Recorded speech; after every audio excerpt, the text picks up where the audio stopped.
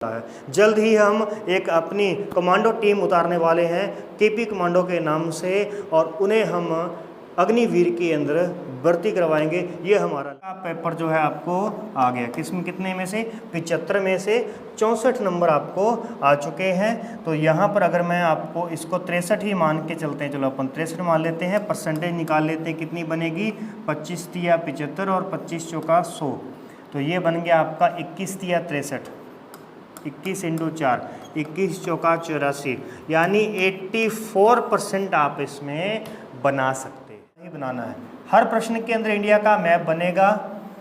और अगर किसी को डाउट है कमेंट करके बोल दे कि सर जनसंख्या में इंडिया का मैप कैसे बन सकता है या फिर मिट्टियों में कैसे बन सकता है, वो सभी डायग्राम मैंने बना रखे हैं। ऑलरेडी एक पीडीएफ बनी हुई है, उस पीडीएफ के अंदर मैप ही मैप। सभी को नमस्कार, मैं हरकिरत सिंह, स्वागत है आप सभी का केपी कॉलेज के इस यूट्यूब चैनल पर, जिस चैनल से आप जुड़ कर के आपने कामयाबी हासिल की है और हमारे साथ जुड़े हुए हैं, हम पर विश्वास किया है। तो चलिए आज की इस वीडियो के अंदर हम डिस्कशन करने जा रहे हैं भौतिक भूगोल का जो आपका एग्ज़ाम हुआ है बीए फर्स्ट ईयर के स्टूडेंट, उसमें जो हमने मॉडल पेपर तैयार किया था, उस मॉडल पेपर से कितना प्रश्न आपको मिला है, कितने % आप उसमें अचीव कर सकते थे अगर आप उसको अच्छी तरीके से रीड करके गए हैं। और दूसरी बात कि आगे जो आपका 31 मई को एग्ज़ाम होने जा रहा है भारत का भूगोल, उसके मॉडल पेपर में आपने किस प्रकार से जो मैप है, जो थ्योरी है, उसको कैसे लिखना है, उसके बारे में थोड़ी सी अपन चर्चा करेंगे। तो पहले यहाँ पे मैं आपको शो कर देता हूँ कि जो अपना कल का जो एग्ज़ाम रहा है उसमें अपने मॉडल पेपर ने कितना हिस्सा दिया है आपको। क्लियर है? चलिए देखें, सबसे पहले देख लीजिए, एग्ज़ाम सभी के पास में है, पेपर आप सभी के हाथ में है, आप देख सकते हैं उठा करके। मैं सीधा यहाँ पे टिक कर देता हूँ कि अपने को इसमें से कौन कौन से प्रश्न आए हैं। तो ज्वारीय परिकल्पना जो है ये आपका प्रश्न बन गया था बड़ा प्रश्न, ठीक है। ये आपके निबंधात्मक प्रश्न में आप इसको करके आने वाले थे। तो खैर अगर आप वही नहीं करके आए हो, आपने छोटा ही पढ़ा था इसका, तो कोई दिक्कत नहीं है।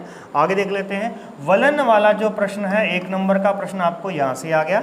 दूसरा देखिए अनाच्छादन वाला प्रश्न आपको यहाँ से आ गया, गोखुर झील आ गई यहाँ से आपको, और उसके बाद में तापीय विलोमता आपकी यहाँ से आ गई है।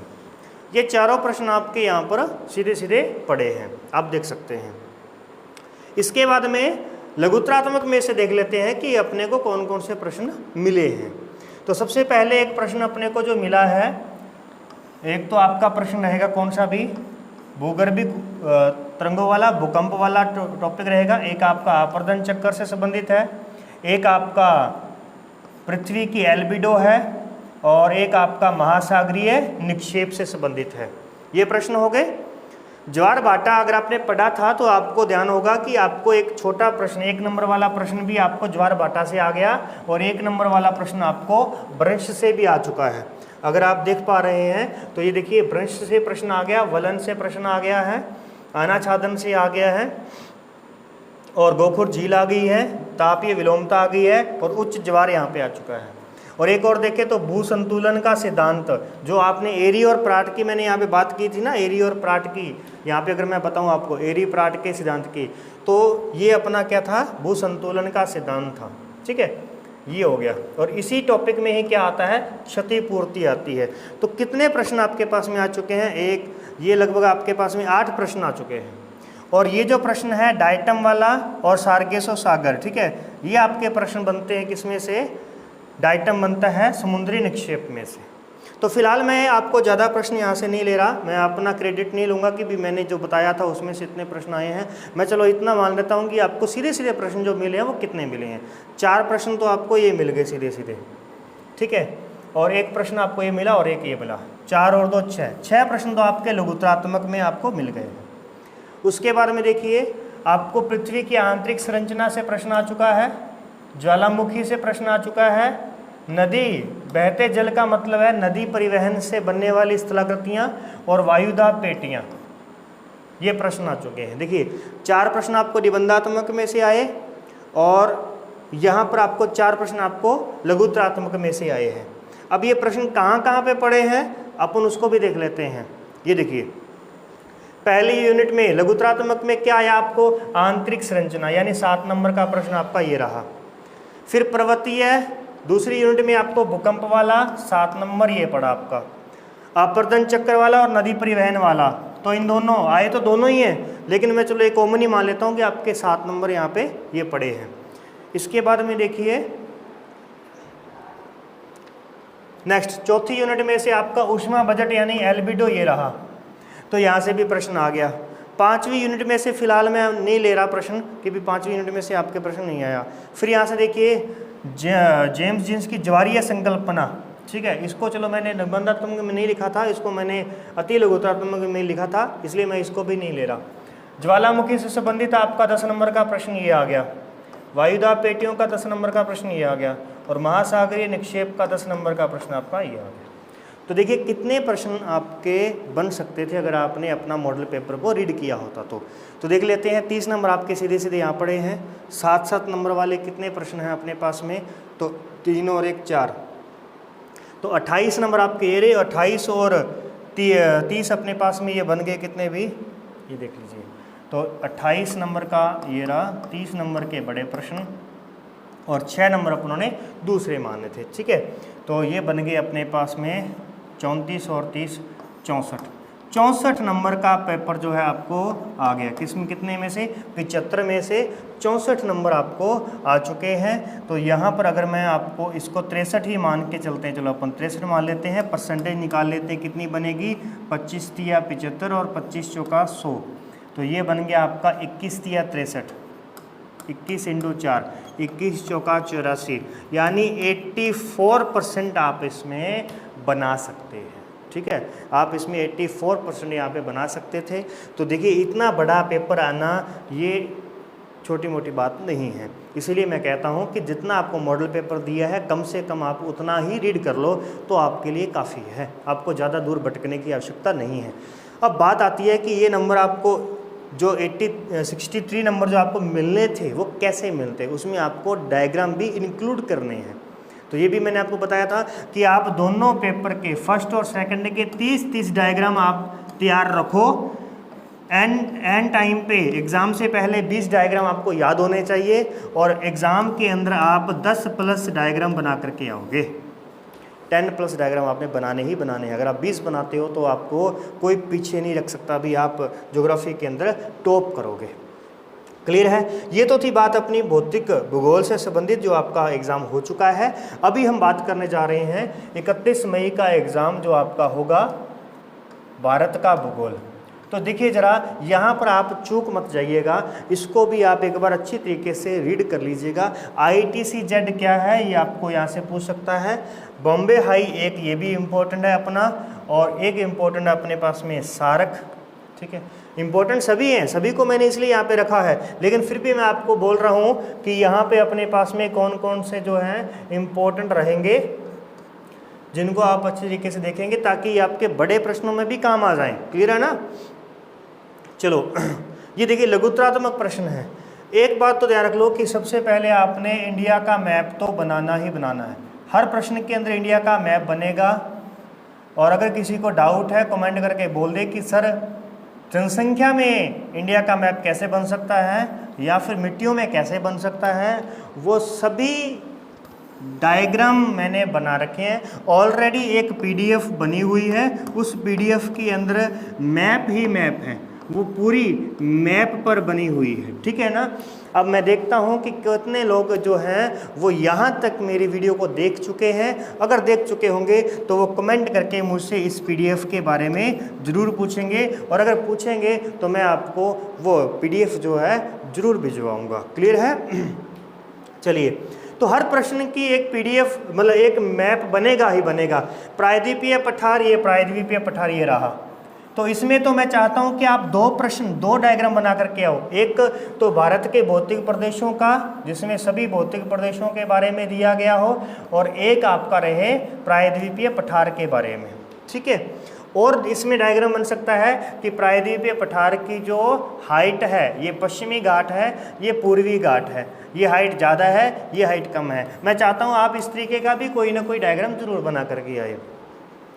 फिर दक्षिण पश्चिम मानसून की बात हो रही है। यहाँ पे आपका जलवायु के डायग्राम भी बहुत बनेंगे भी, जलवायु से संबंधित अगर जलवायु नाम से आ जाए आपका प्रश्न तो और भी बहुत बढ़िया है, क्योंकि जलवायु के अंदर लगभग 5 से 7 डायग्राम बनते हैं और वो पूरे के पूरे डायग्राम मैंने क्लास के अंदर करवाए हुए हैं कि किस प्रकार से वर्षा ऋतु कैसे होती है, ग्रीष्म ऋतु कैसे होती है, शीत ऋतु में क्या क्या कौन सा डायग्राम बनता है, वर्षा ऋतु में कैसे मानसून आता है, अरब सागर का मानसून कैसे आता है, बंगाल की खाड़ी का मानसून कैसे आता है, ये सब हमने देखा था। मिट्टियों का वर्गीकरण, 8 प्रकार की मिट्टियाँ हैं, उनका वर्गीकरण कर सकते हैं। सूती वस्त्र में डायग्राम कैसा बनाएं, अब आपकी समस्या आ गई कि सर हम सूती वस्त्र में कैसा डायग्राम बना सकते हैं। बना सकते हैं बिल्कुल भी। आप यहाँ पे मैप बनाइएगा, भारत का मैप बनाइएगा और उसमें मैं बताता हूँ आपको कि आपने क्या करना है। सूती वस्त्र कहे तो ऊपर का ये वाला इलाका पंजाब, हरियाणा, उत्तर प्रदेश का इलाका और महाराष्ट्र और गुजरात का इलाका, इस इलाके को डायरेक्ट कर दीजिएगा, पेंसिल से स्केच कर दीजिएगा इसको और फिर इसमें लिख दीजिएगा कि ये सूती वस्त्र का गढ़ है। और अगर आपको लौह इस्पात पूछ लें तो ये वाला जो इलाका है, छोटा नागौर, पठार, झारखंड, छत्तीसगढ़, पश्चिम बंगाल और उड़ीसा वाला जो क्षेत्र है, ये आपका बन जाएगा किसके लिए भी, लौह इस्पात के लिए बन जाएगा। तो ये लिख दीजिएगा कि ये लौह इस्पात का गढ़ है पूरा का पूरा, ठीक है ना। इस प्रकार से आप मैप बना सकते हैं इसके अंदर।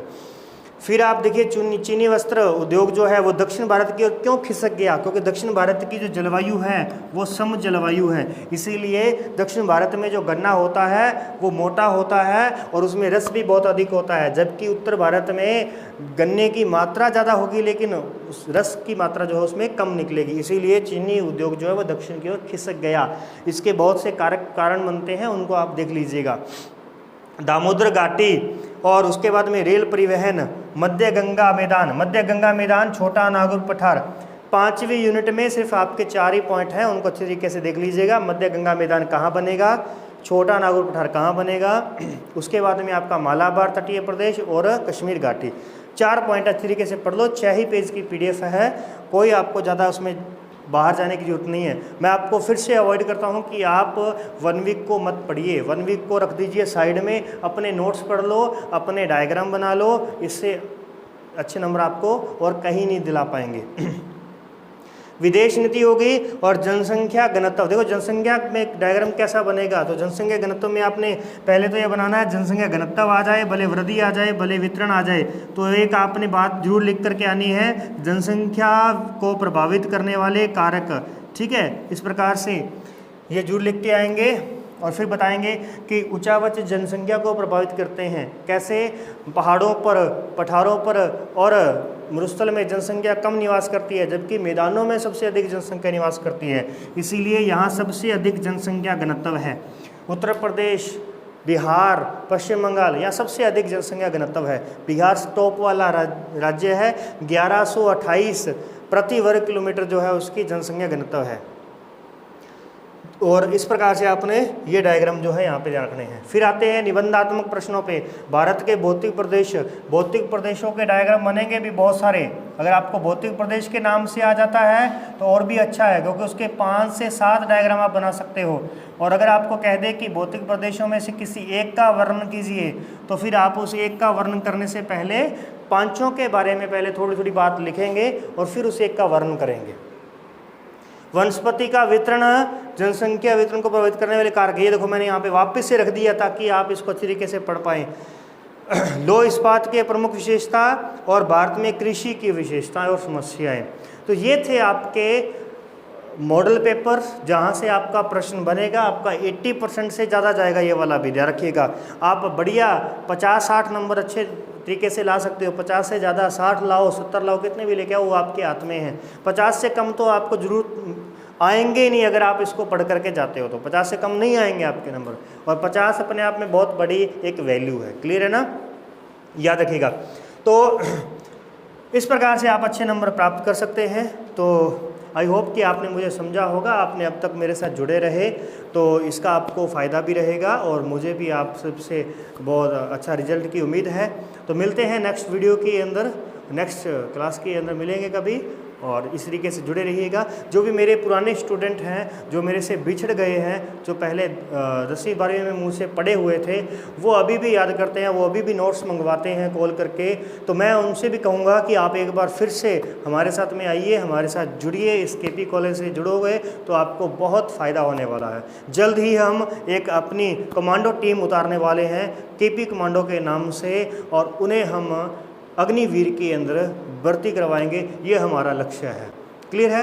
तो बाकी की बातें हम बाद में करेंगे। फिलहाल आप एक बार एग्ज़ाम पर ध्यान दीजिए, और किसी प्रकार का कोई डाउट हो तो बाद में पूछिएगा, अभी अपने पास इतना टाइम नहीं रहेगा। क्लियर है? जय हिंद, नमस्कार।